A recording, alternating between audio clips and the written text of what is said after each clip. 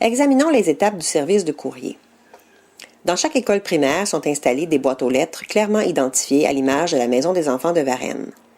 Les enfants sont invités sur une base volontaire à y déposer leurs messages. Ils nous écrivent pour partager leurs joies, leurs échecs, leurs succès, ou ils demandent des conseils sur des sujets qui les préoccupent. Toutes les semaines, un facteur bénévole fait la tournée des écoles desservies afin de distribuer les réponses des rédacteurs et de récupérer les nouveaux messages des enfants, souvent glissés secrètement dans la boîte aux lettres verrouillée. Les enveloppes, tout comme les messages, font l'objet d'une attention bien spéciale de la part des bénévoles du service de triage. Elles sont lues, numérotées, identifiées et catégorisées.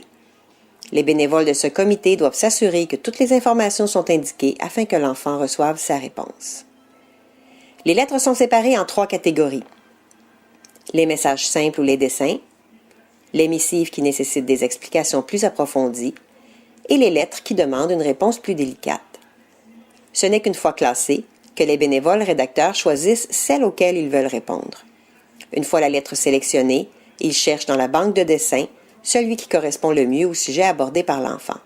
Une équipe de bénévoles prépare à l'avance des dessins sur du papier en tête qui servira au rédacteur. Ces bénévoles travaillent à la maison et garnissent notre banque de dessins.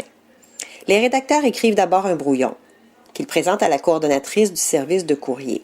Cette étape permet de s'assurer de la pertinence de la réponse et du respect des valeurs véhiculées par la Maison des enfants de Varennes. Une fois approuvés, ils transcrivent leur réponse à la main en utilisant des crayons de couleur. La lettre sera révisée une deuxième et dernière fois par le comité de relecture. Cette dernière étape, avant la livraison, permet de contrôler la qualité du texte et le respect du français. Les réponses seront scellées dans des enveloppes ornées d'un dessin et seront livrées dans les écoles afin que les enseignants les distribuent discrètement à leurs élèves.